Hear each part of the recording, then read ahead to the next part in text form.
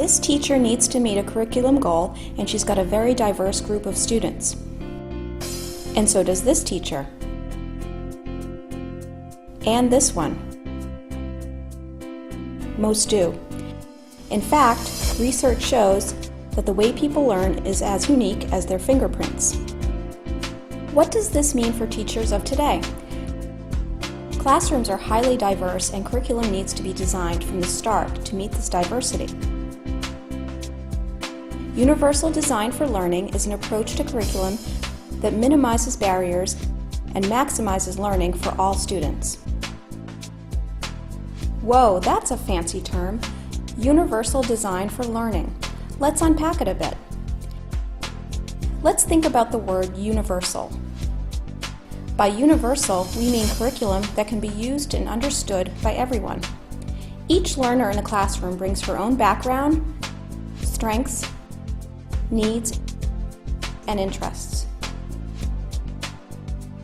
Curriculum should provide genuine learning opportunities for each and every student. Now let's think about the word learning. Learning is not one thing. Neuroscience tells us that our brains have three broad networks. One for recognition, the what of learning, one for skills and strategies, the how of learning, and one for caring and prioritizing, the why of learning.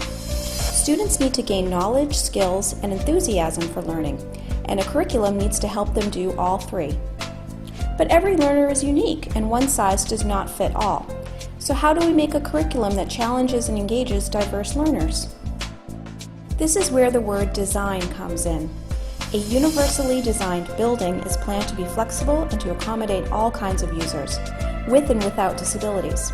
It turns out that if you design for those in the margins, your building works better for everyone. Curb cuts and ramps are used by people in wheelchairs, people with strollers, and people on bikes. Captioning on TV serves people who are deaf, people learning English, people in gyms, and spouses who get to sleep at different times. UDL takes this idea and applies it to the design of flexible curriculum. UDL goes beyond access because we need to build in support and challenge. So how do we use the UDL framework to make learning goals, methods, materials, and assessments that work for everyone?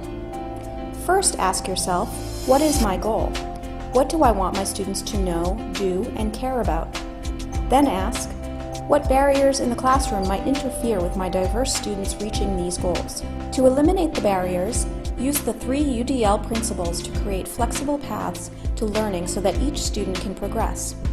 Number 1, provide multiple means of representation. Present content and information in multiple media and provide varied supports. Use graphics and animation, highlight the critical features, activate background knowledge, and support vocabulary so that students can acquire the knowledge being taught. Number 2, provide multiple means of action and expression. Give students plenty of options for expressing what they know and provide models, feedback, and supports for their different levels of proficiency. Number 3, provide multiple means of engagement. What fires up one student won't fire up another.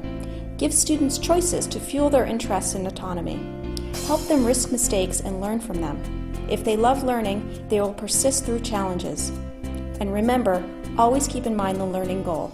Get rid of barriers caused by the curriculum and keep the challenge where it belongs. And that's it. Okay, quick recap. Show the information in different ways, allow your students to approach learning tasks and demonstrate what they know in different ways, and offer options that engage students and keep their interest. Universal design for learning equals learning opportunities for all. For more information on UDL, go to www.cast.org.